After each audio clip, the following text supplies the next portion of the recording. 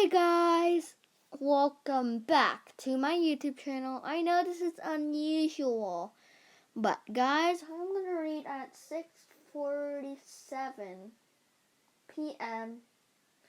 And guys, I'm doing this for school, so I need to set a timer.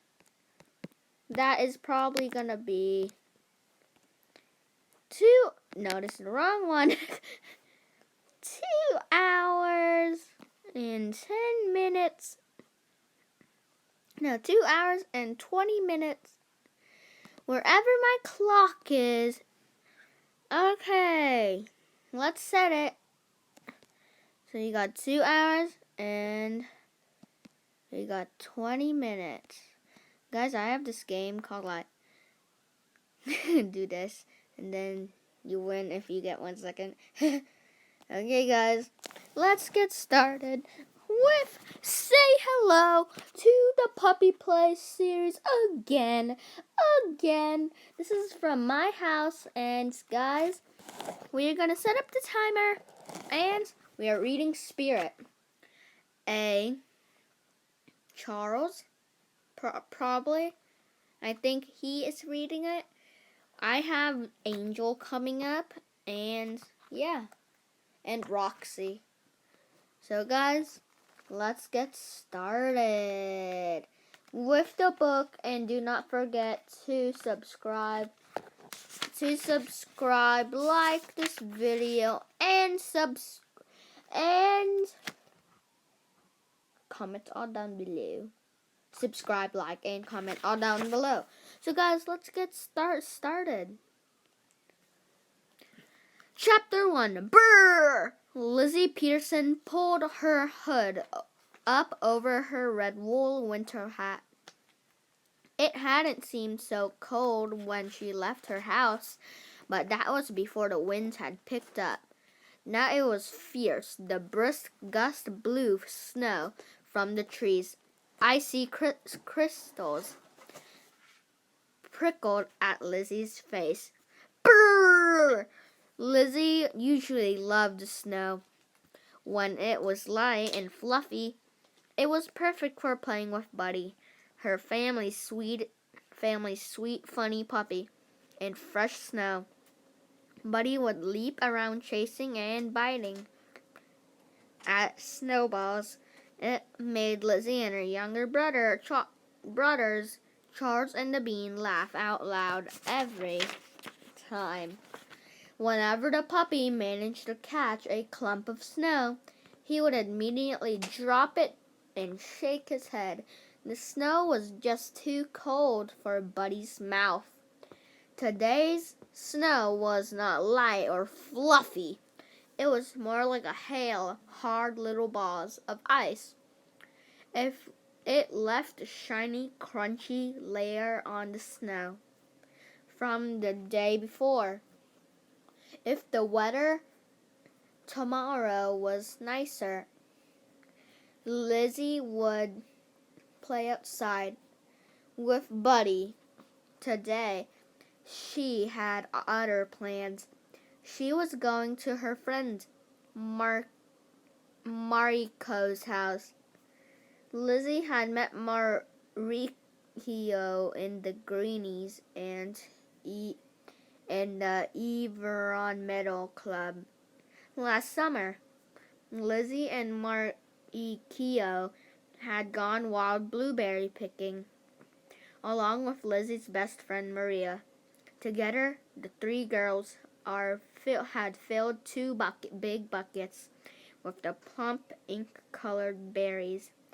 They finished up with a lot of blueberries, even though they all admitted to sneaking some bites as they picked afterward the big blueberry muffins at Mariko's house.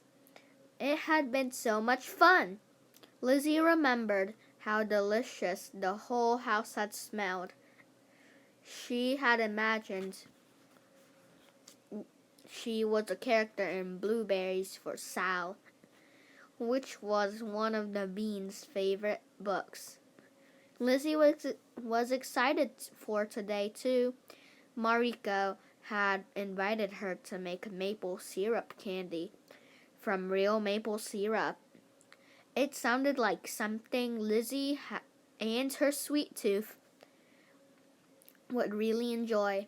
The only downside was that Maria couldn't be there.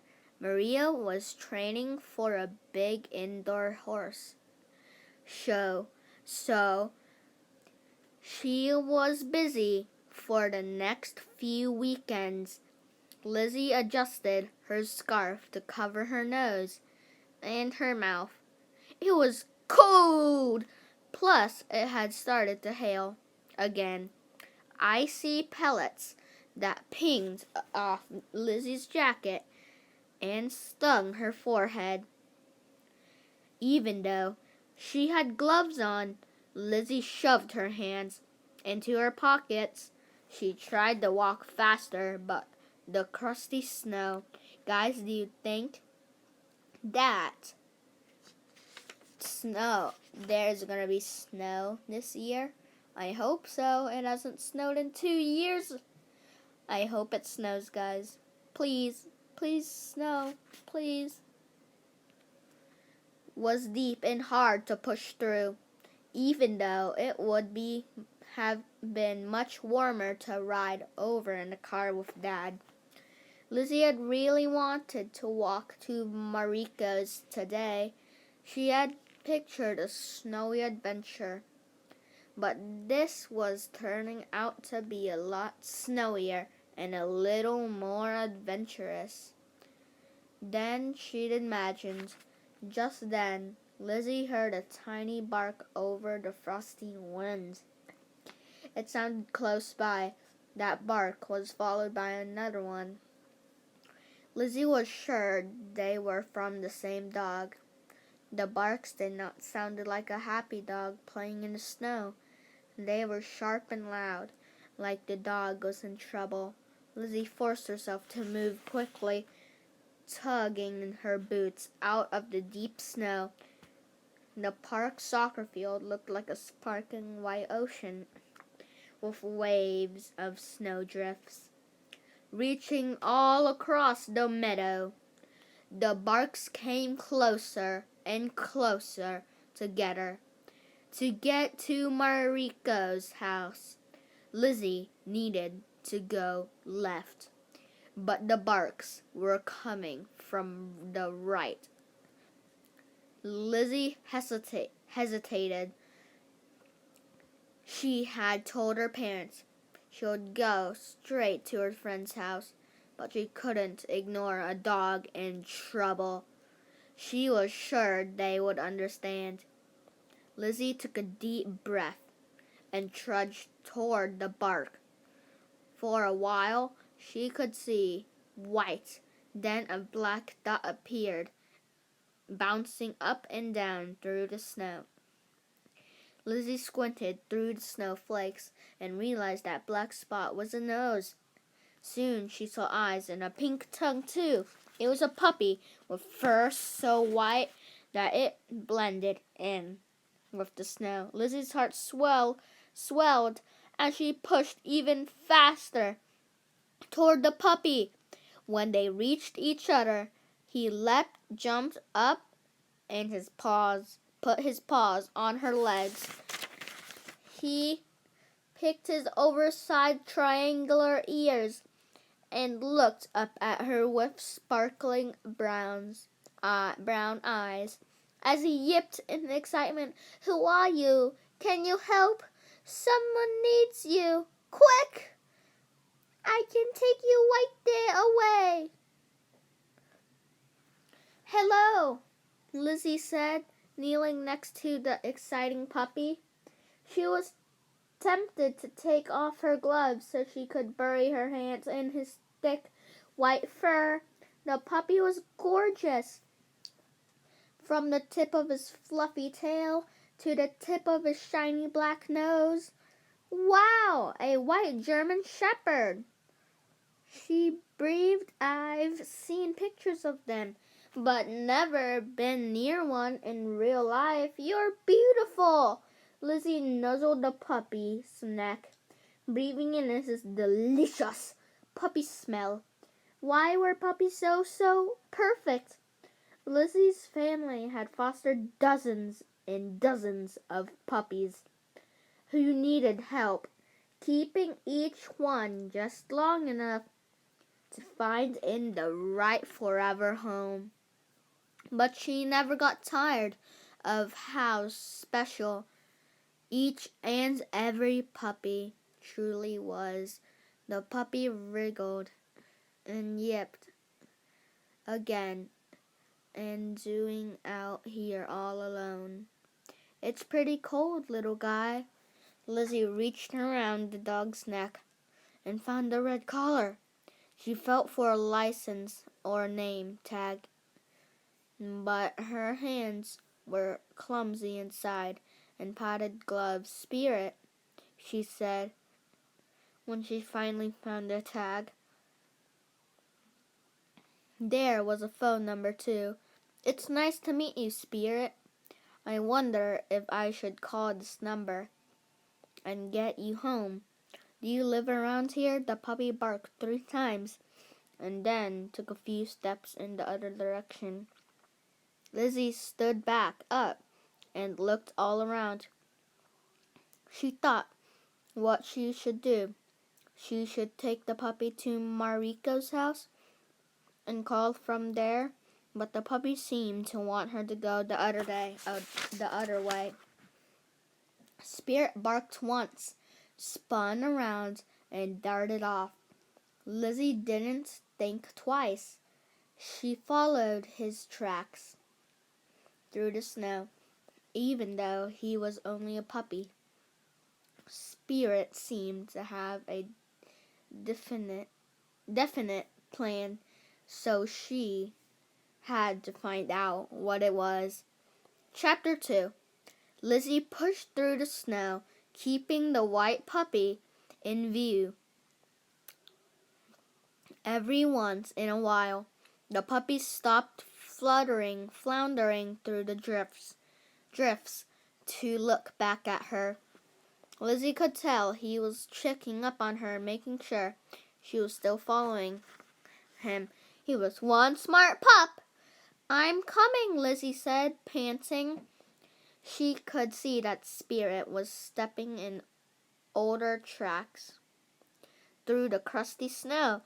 It looked as if the puppy was following his own path back to where he had started. Spirit stopped and tilted his head. He stood completely still, ears pricked and nose lifted.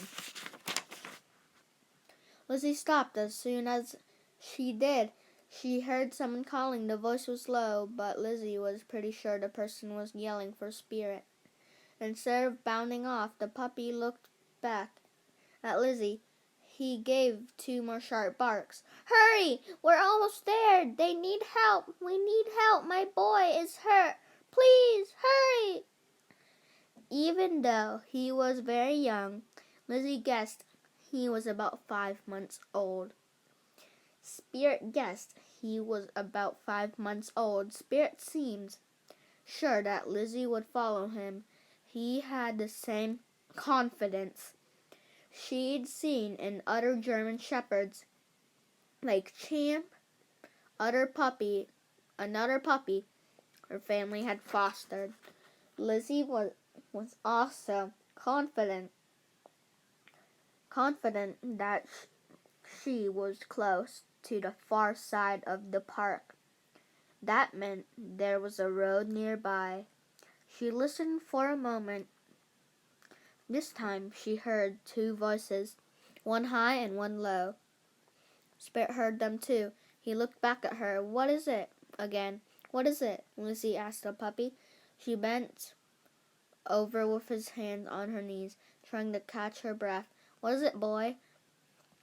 After a moment, she started walking again.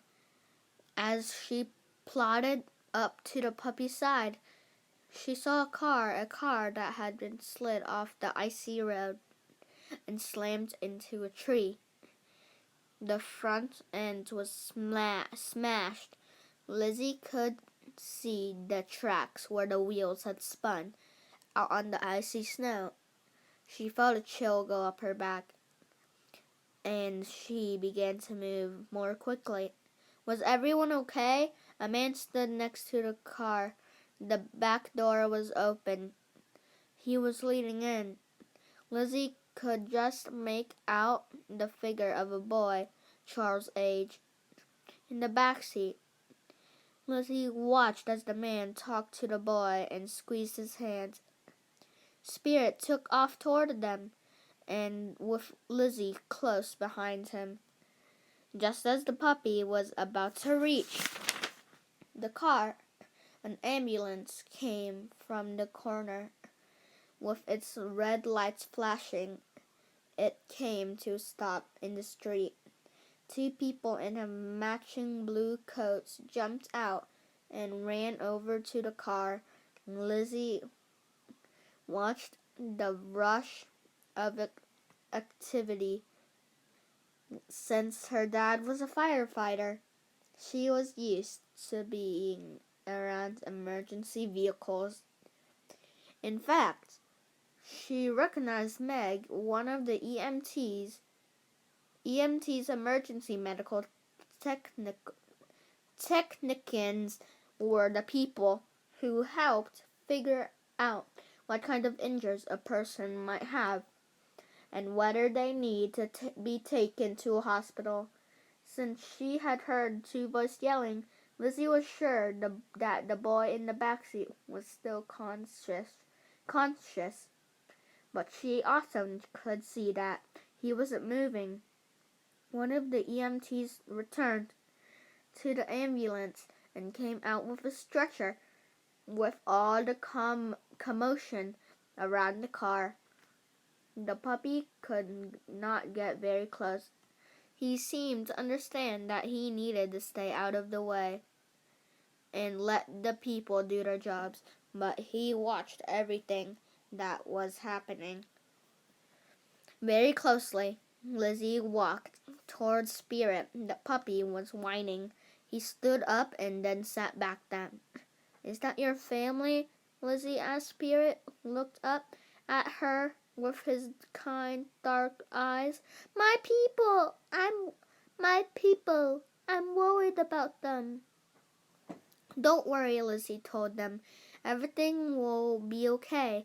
These folks know how to help. Spirit's reaction reminded Lizzie again of Champ, who always seemed to know when something or someone needed help. Lizzie wondered if maybe Spirit had the same instinct that would explain why the puppy had come all the way through the snow to find her. After a while, the man stepped away from the car and glanced around. Spirit, he called. When his eyes fell on the puppy, he looked relieved. The man leaned over.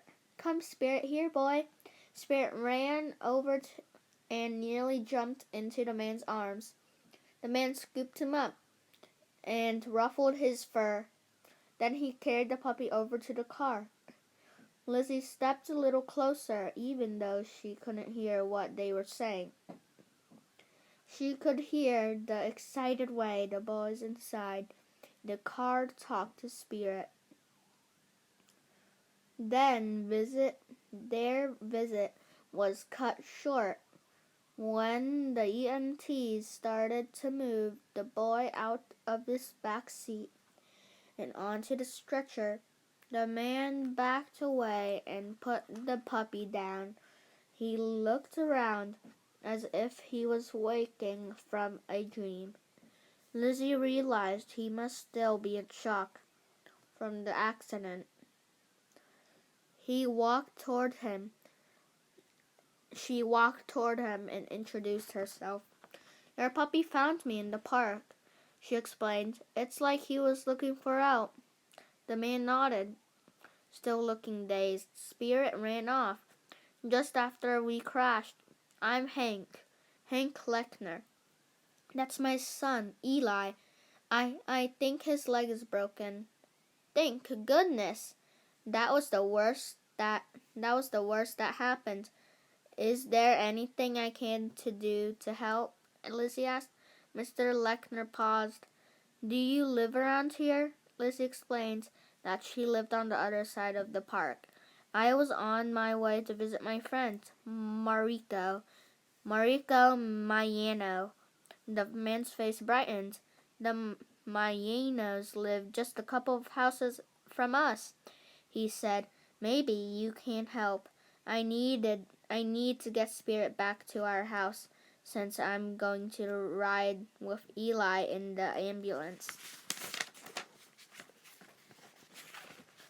Meg turned around and smiled. Mr. Lechner, I know this young lady, she said as she latched a buckle on the stretcher. You can definitely trust Lizzie with your puppy. She's reliable and she knows everything there's to know about dogs. Spirit, Eli called, reaching out his arms to the puppy. Spirit whined in answer and put a paw on the stretcher, but Mr. Lechner held out a hand to calm him. Eli, buddy, Mr. Lechner said, you can't hold Spirit right now. We need to get you out to the hospital. As Meg and the other EMT carried the stretcher to the ambulance, Mr. Lechner talked to Lizzie. I would really appreciate if you could take Spirit and my car keys to my wife.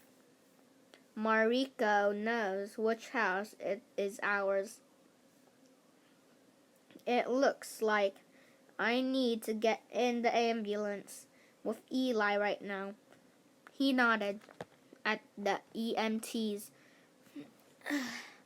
as they rolled the stretcher into the back of the emergency vehicle. Sure, Lizzie said, I'd be happy to help. She heard Eli call out for Spirit again. He sounded so sad. Spirit barked twice, and Mr. Lechner gave him a pat. You listen to Lizzie, boy, okay? Be a good puppy, he said. He picked Spirit up and carefully placed the puppy into Lizzie's arms. I'm sure he will, Lizzie replied, giving Spirit a squeeze. After all, it was his plan to get me in the first place. Mr. Lechner smiled. That's true, he said. Thank you, Lizzie. He rushed off to climb into the ambulance with his son. Spirit and Lizzie watched as the ambulance took off. Red lights flashing, Spirit whimpered softly. Lizzie could already tell that this was one sweet loyal puppy. She hated to see him be separated from Eli. Whenever Lizzie was sick, she always felt better if Buddy was with her. But right now, Lizzie couldn't think about Buddy. She needed focus. She had someone else, Anasty, puppy, to deal with. Another family's car keys in her coat pocket, and a lot to explain to her friend Mariko. Guys, I'm getting some water. Pause it!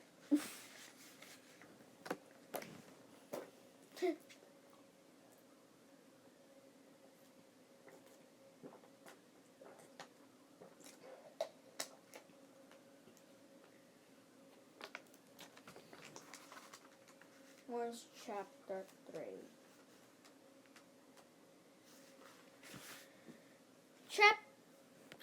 Chapter 3. Lizzie tried to soothe the little white puppy. Everything will be okay, she said. She stroked his back as she walked toward Mariko's house. But the puppy was not calm. He kept fidgeting, squirming around, and trying to get free. What's the matter, boy? Lizzie asked. If you stick with me, I'll get you home soon. You home soon. Now that she could walk on the partly cleared sidewalks, she could make a better time, but Spirit kept whining and shifting in her arms. They were only a block or so from Mariko's by then. All right, I'll put you down if you promise to be good and stay with me, Lizzie said, trying to sound firm. She hated to let the puppy walk without a leash on, but Spirit seemed so mature. Plus, he wouldn't be easy for him to run far with all the snow. Do you promise? Spirit stopped squirming. He replied with a single short bark. I can be good. It's a deal, Lizzie said, bending down to place Spirit on the icy sidewalk. Let's go. The puppy stayed dutifully by Lizzie's side as she made her way to Mariko's house. Lizzie knew that Mariko's dad was extremely allergic to dogs and cats and guinea pigs and probably even fish. Lizzie came up with a simple plan. She would straight to Spirit and she would tell Mariko what happened, and then they went straight to Spirit's house together. They could hand over the car keys and the puppy, and then they'd go back to Mariko's to make the candy.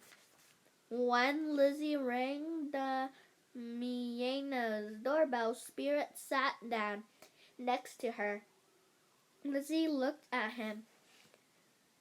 She admired his feathered tail, the one tiny pink spot on his pointed black nose, and the dark thoughtful eyes. Lizzie, Mariko said as she opened the door. She stared down at Spirit. Hey, isn't that one from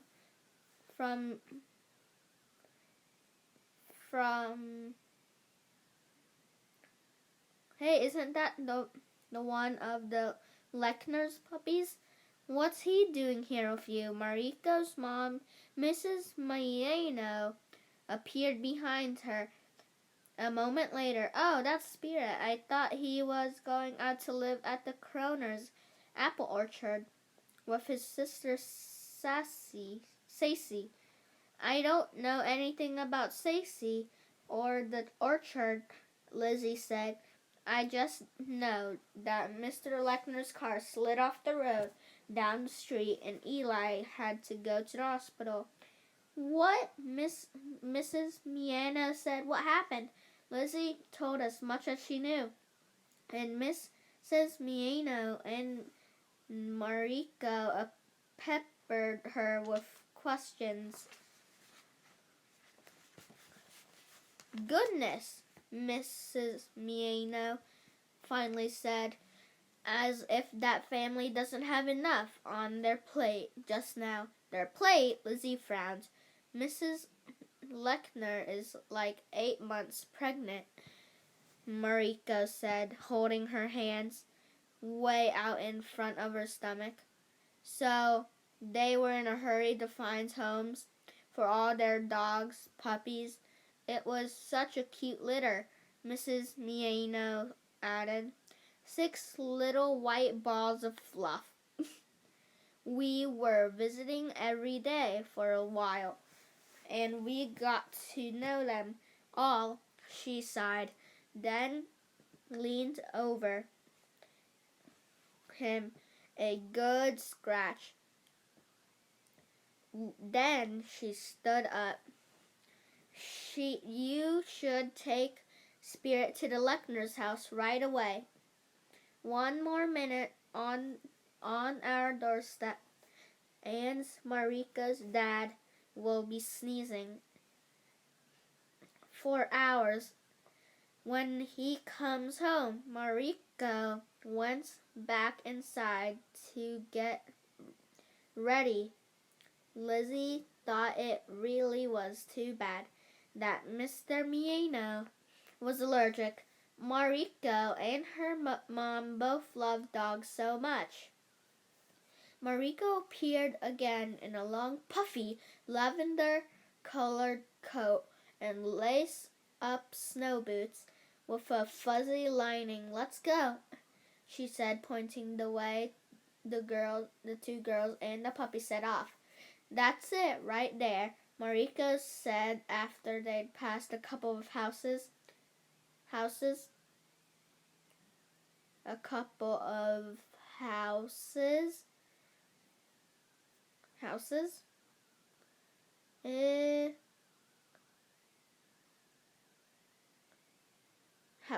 She pointed to a gray two-story house with a wreath on the door. Spirit took off at once. With great strides, he bounced up onto the porch and stood at the door, his tail wagging in swirling motion. "Here we are! This is my house. My people are inside. And my mom, I'm happy to be home." "Puppies?" She took off her purple glove and knocked again, harder this time. In a few moments, Mrs. Lechner opened the door. She smiled at Mariko. Then confusion clouded her face. "What's Spirit doing here?" she asked. She stood in a narrow opening to Spirit could not nudge his way inside. "Mrs. Lechner," Mariko began carefully, as if she didn't want to shock her. "This is my friend Lizzie. She saw Mr. Lechner down the street, and he gave her his car keys and asked her to bring Spirit here." Lizzie reached into her pocket and held the keys out. Lizzie noticed Mrs. Lechner's hands shaking a little as she took them. "Do you know what happened?" she asked. "Is Eli okay? I just got a jumble of texts from my husband, and I wasn't sure what to do." As she spoke, her hands moved to her very round belly, and she rested it there. They slid off the road. Eli might have broken his leg, but he seems fine otherwise. He was being very brave. He was calling for Spirit as they put him on the stretcher, Lizzie explained. "That boy has a one-track mind," Miss Lechner said, shaking her head. "Mom!" a voice called from inside the house. "Dad just texted again. He said the tow truck is on its way. He said he said we should take the keys and meet them at the car." Mrs. Lechner raised her hand to her forehead and stared at the ground. "Nora, you're going to have to come with me," she called back. "I don't want to lose my balance on all this ice." She sighed and looked up again. "But what about Spirit? I thought my husband was taking him to the Kroner's apple orchard." "They already took his sister Stacy, and they had agreed to take him too." She reached for a coat hanging on a hook by the door. "I thought I'd seen the last of our crazy puppy days, and now this. I just can't have him here." "Well, we can't take Spirit because of my dad's allergies, but Lizzie's family is kind of famous for fostering puppies," Mariko said. She put a hand on Lizzie's shoulder and smiled. "I bet they can take Spirit, at least for now. Oh, that's a great idea, Mariko. Lizzie, our whole family would be so grateful. Miss Lechner smiled at Lizzie as she slung her handbag over her shoulder. Spirit is a super sweet puppy who definitely deserves a good home, she added. She tried to button her coat around her belly, but only the top two buttons would close. Nora! Nora! We have to go! Lizzie opened her mouth, then closed it. What was there to say? Of course, she had to help Spirit, but she knew she wasn't supposed to take on a new foster puppy without her parents' permission. Before Lizzie could explain the situation, Mrs. Lechner and Nora had pushed past them. Eli's sister looked like she was in middle school. She was almost as tall as her mom and strong enough to help her down the porch stairs. Spirit started running circles around their legs and yipping excitedly. It's good to see you too, Spirit, Nora said. I'm sure Lizzie and her family will take good care of you, Mrs. Lechner said, stooping down with a sigh to pet the puppy's head. And then she and Nora were off. Lizzie picked up Spirit up before he could bolt after them. They watched together as the puppy first family walked away. Chapter 4. Lizzie carried Spirit back to Mariko's house, where Miss Miano met them on the porch with steaming mugs of hot chocolate. I feel terrible that I can't invite you and Spirit in, said Mrs. Miano. That's okay. That's okay, said Lizzie. Spirit and I should be on the way. To be on the way.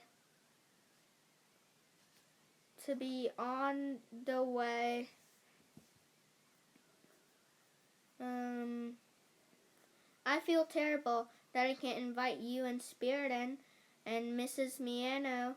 That's okay. That's okay, said Lizzie. Spirit and I should be on our way anyway, but could I use your phone to call my mom? I should at least give her a little warning that I'm bringing home a new foster puppy. Soon Lizzie was ready to set off again. She had found a leash at the bottom of her backpack, and she snapped it onto Spirit's collar as she said goodbye to her friends. Good thing Mom was understanding. I guess she's not as surprised anyway. I'm sorry we can't make the candy today, Lizzie said to Mariko. Are you kidding, Mariko? Asked between sips from her steaming mug. You get to foster an awesome puppy. What's better than that? Lizzie gave Spirit a scratch between the ears. You ready, boy? She asked. You ready, boy? She asked. Spirit trotted off to the porch next to Lizzie, but he seemed to lose his lively energy as they crossed the park, following the trail Lizzie had made on the way over. The puppy kept slowing down to glance back the way they'd come, but Lizzie encouraged him to keep going. By the time they reached the other side of the park, Spirit was almost dragging his eagerness. It was gone, and he seemed like a completely different puppy. Sorry guys, I choked on my spit. A whole family was there to greet Lizzie and the new puppy. and the new puppy. When they finally made it back home. "Aw, he's lovely," Mom said, kneeling down to give Spirit a gentle scratch. The bean approached him carefully, the way he'd taught with new puppies, then gave Spirit a mighty hug. Spirit didn't seem to mind one bit. He just turned his head to give the bean's hair a good sniff. Charles petting Spirit's ears while Dad examined his big chunky feet. Through it, Spirit was calm, almost too calm. Lizzie thought he didn't seem all that excited about meeting his new foster family. "Is Buddy outside?" Lizzie asked. The family liked to introduce Buddy to new foster dogs in the backyard, where there was more space to run and play and get to know each other. Buddy was such a friendly, easy-going puppy that they rarely had problems. As soon as Lizzie opened the door, Spirit scrambled down the snowy stairs and ran right up to Buddy. Buddy sniffed the fluffy white pup all over and then ran off, inviting Spirit to play. Watching Spirit leap after Buddy, Lizzie felt a little better. The new puppy seemed happy and confident again. He ran in circles around Buddy. It was funny how Spirit's black nose was dangling pink tongue really stood out in the snow.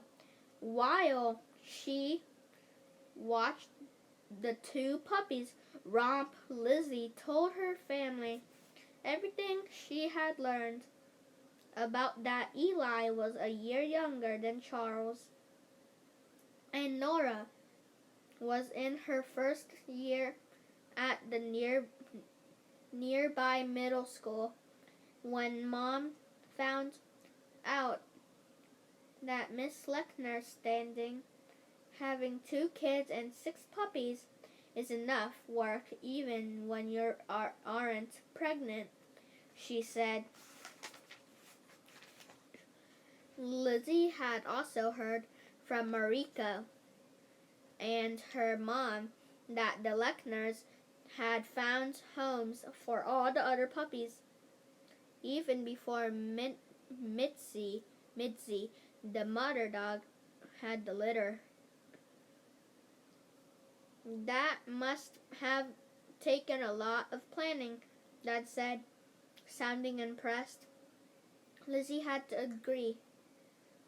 She knew how much work it took to find the right home for just one puppy. Mariko knew where every other puppy had ended up, but she had no idea why Spirit had not stayed at the apple orchard with his sister. Now Lizzie looked out the window again. Spirit and Buddy seemed to be getting along well. Spirit bowed down with his front paws stretched out and barked happily. Buddy dashed clear across the snowy yard and tackled Spirit with all his might. Spirit rolled over, his mouth open wide as if he were laughing. "They're just a couple of goofballs," Mom said, gazing out of the kitchen window. Now Lizzie understood why Mrs. Lechner had thought the puppies were so wild. Spirit was like a completely different dog when he was at play. Watching Spirit with Buddy, Lizzie thought that he was so much happier now than he had been when they were walking across the park. "Buddy, Spirit," Lizzie went to the other door to call the dogs in. It was so cold outside, and Spirit had spent most of his days in the snow. That was a lot for such a young puppy. Even if he did seem to be having fun, Spirit and Buddy tried to climb the slick steps side by side. Lizzie giggled. They kept knocking each other, their tails whipping around in the air. Come on, guys, Lizzie said. Let me get your paws. The puppies waited patiently as Lizzie wiped the snow and the chunks from their feet with an old towel. Buddy even licked her face as a thank you. When Lizzie was done, Buddy trotted over to where Charles was reading in the living room. Buddy nosed his way into the beanbag chair and curled up in Charles' lap. Charles started to scratch Buddy's neck, and Buddy laid his head on Charles' chest. Seeing them, Lizzie felt the urge to curl to scratch Buddy's neck, and Buddy laid his head on Charles' chest. Seeing them, Lizzie felt the urge to curl up with a book, too. It was that kind of day, but first she wanted to get the new puppy settled in his temporary home. Hey, Spirit, she said, turning to the sweet white puppy. Are you hungry? Want some food? Spirit didn't seem that interested, but Lizzie got out an extra food and water bowls, just to be sure. After she had filled them both, she set them down next to Buddy's empty dishes. There you go, boy. You had a busy day. You must be starving. But Spirit was still sitting in the same spot where she had left him, staring into the living room. He was watching Charles and Buddy. Where am I? This isn't my place. Those aren't my food bowls. Where are all my brothers and sisters? And my mom? Lizzie decided to call the owners of Kroner's apple orchard and find out why they hadn't taken Spirit. She knew the orchard well. In the summer, the owners ran a farm stand by the road. They sold the best apple cider donuts, fresh out of the fryer.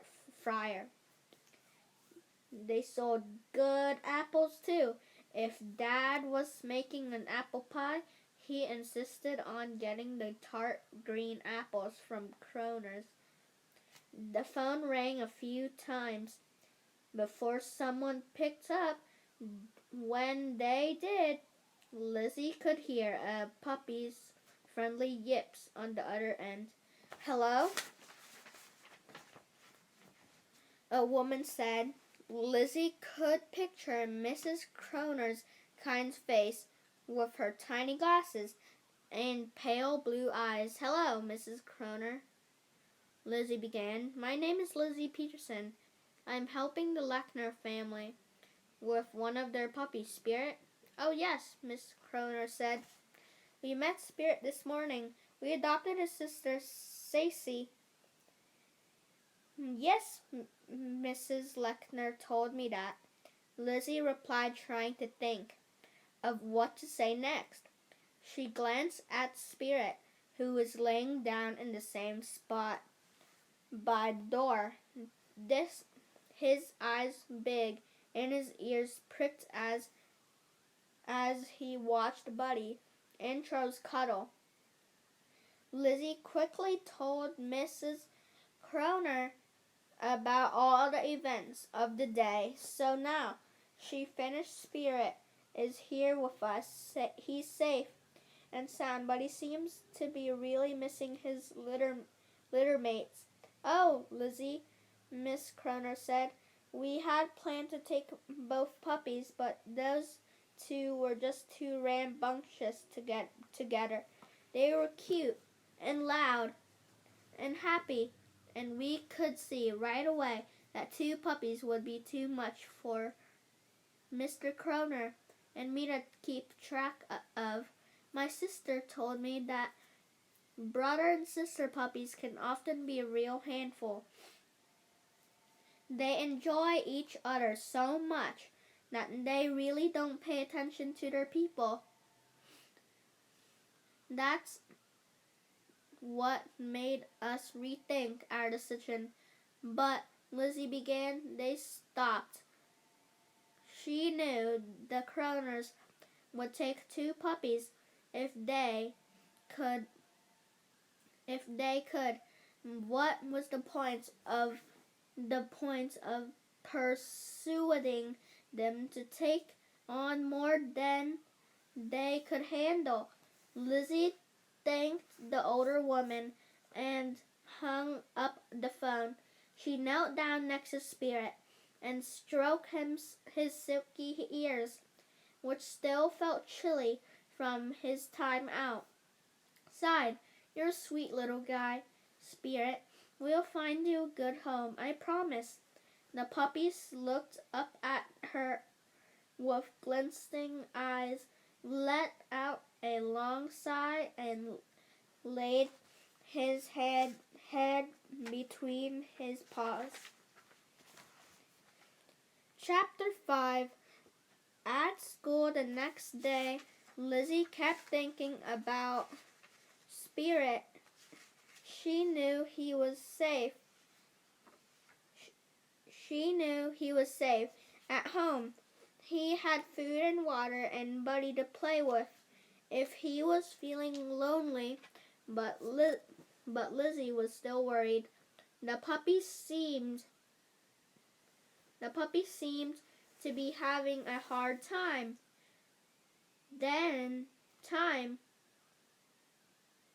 settling in. Lizzie needed to figure out what kind of home would be best for him. At lunch, Mariko found Lizzie right away. "Hey, how's Spirit?" she asked, sitting down across from Lizzie. "And Maria, want some edamame?" she asked, holding out a metal dish of green beans that she ate straight from the pod. Lizzie took a few beans. She shook her head as she popped them into her mouth. "I'm not sure about Spirit," she said. "He was so happy playing with Buddy. Then he came inside and just sort of mopped around. I couldn't get him to eat or play with any of Buddy's toys. He sniffed them and then he looked away. It was really sad." "What about that new toy?" Maria asked, tucking her shiny dark hair behind her ear.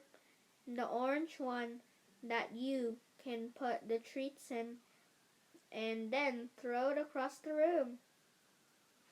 Maria had been with Lizzie when she had used her dog walking money to buy that for Buddy. "Nothing," Lizzie answered. "I even put 2 different flavors of treats in there, just in case Spirit had a favorite, but he barely sniffed it." "Maybe he was just tired," Maria suggested. Maria had a strong instinct for animals.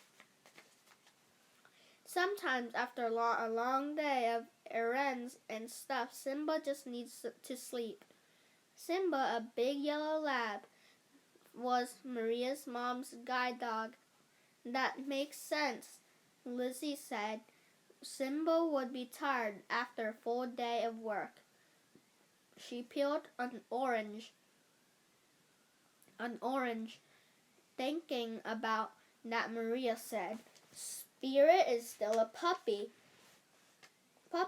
and yesterday must have been exhausted for him. Maybe he'll feel better too today.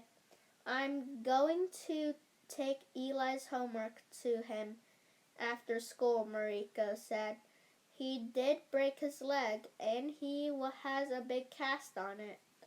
He'll be home for a while. He can't use crutches or a wheelchair. In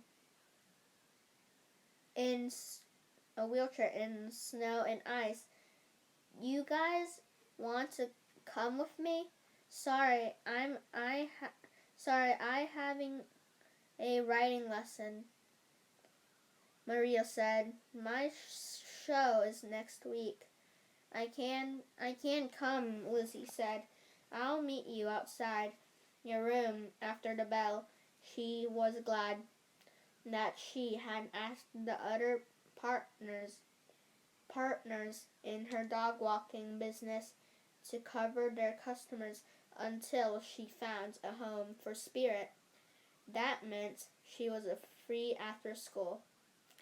It would be fun to walk home with Mariko, and it would also give Lizzie one more chance to talk to the Lechners, even if they didn't want Spirit. They might know someone who would. Maybe they had a waiting list for their puppies. If it seemed like a lot had happened since the last time Lizzie had stepped foot on the Lechners, she looked much more relaxed. Thanks so much for bringing Eli's homework, she said, taking the cloth bag from Mariko. I really appreciate it.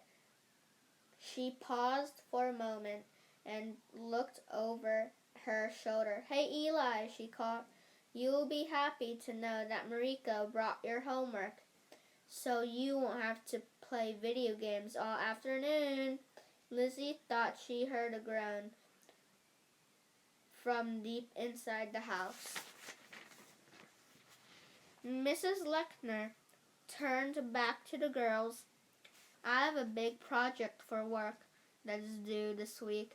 It's my last one for the baby, and I'm having a hard last one before the baby, and I'm having a hard time getting it done with Eli, always asking for a snack or for something off his shelf.